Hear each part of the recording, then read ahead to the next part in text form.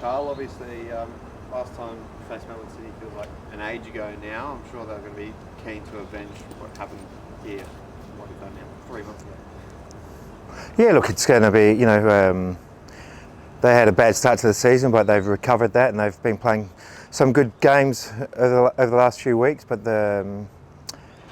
so it's going to be a tough game. It always is when we go there, but we always seem to have good success there. So we're really looking forward to this challenge.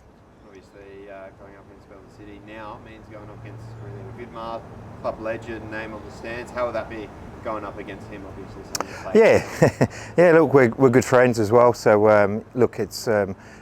I'm very happy that Aurelio's back coaching in the A-League. He's a great guy and a good coach. So yeah, I'm looking forward to catching up with him again tomorrow. And just on the team news, obviously, Alex Popovich. What can you tell us about that deal?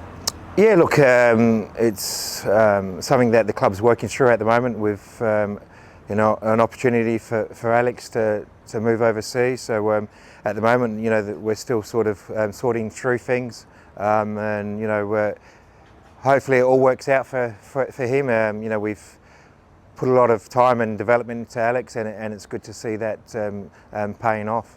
How difficult does that make your life now at the moment? Obviously, Nick Ansell and Lucky Vile look like they're still out. I'm not sure if you can say how long they're out for, but looks like you're a bit light in defence.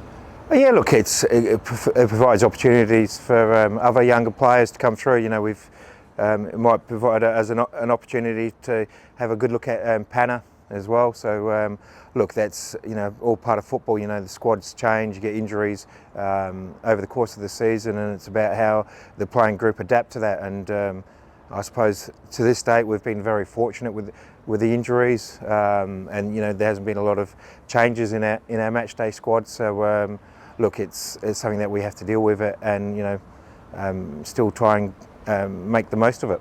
Is that a boost now that you've got Isuzu, given how he performed against Sydney, to play at centre back as well?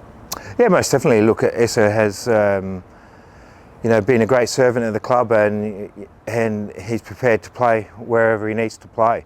He's a great example to the rest of the playing group, and I thought he was excellent playing as a centre back last week against Sydney. So there's nothing that he can't do at the moment. And just on Nick Ansell and Lucky Vile, how long will they be? Yeah, look, we expect them. Maybe one of them could be available for Central Coast, but if not, then definitely for the Perth game. So but we have to be careful that we don't rush them back and put them under pressure and of getting another injury. So look, we're very comfortable with the players that we've got available at the moment. Obviously, you've touched on in the last couple of weeks that you would like an attacker, but with Popper going, do you now look at maybe if you need a defender as well, or do you feel like you've got enough there?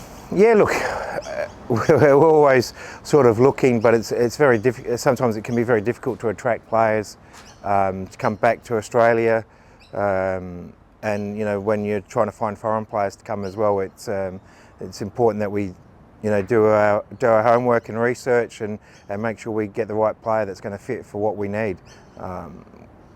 And if Popper, the deal, if it eventually comes together for him, then it's something that we might need to look a little bit earlier than later.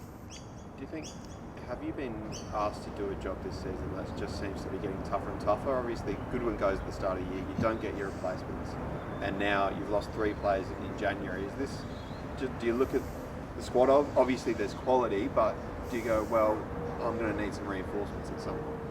Oh, look, it's always, we've got a good balance at the moment in the squad, I think, and as I said earlier, it's about now providing opportunities for some of the other younger players that haven't had an opportunity yet, and it gets us to see where they're at, and we haven't shied away from providing those opportunities to young players, and we won't change that. And as I said, it's more important for us, if we're going to bring someone into the club, that they're going to be the right fit and fit what we want to do as a club. So I'm comfortable where the squad is at the moment. How far away is Harry van der Sar? Yeah, Harry's now been full training now for about 3-4 weeks.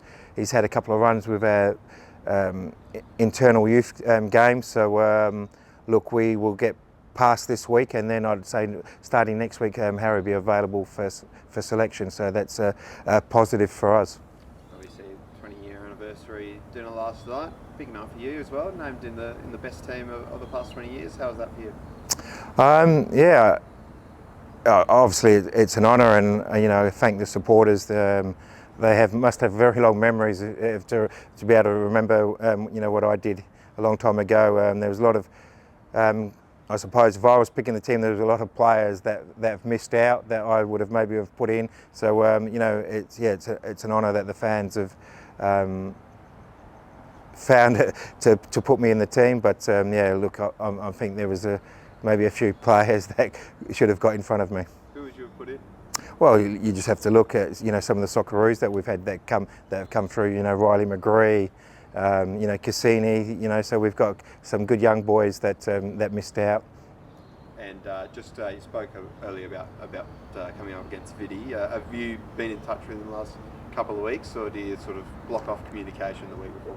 No, I spoke to him last week when we were in Sydney at the Veart Round. Had a good chat with him, had a coffee. So look, it's always difficult when you go into a club to take over, but I think he's done a good job so far, and hopefully we can make it difficult for him tomorrow night.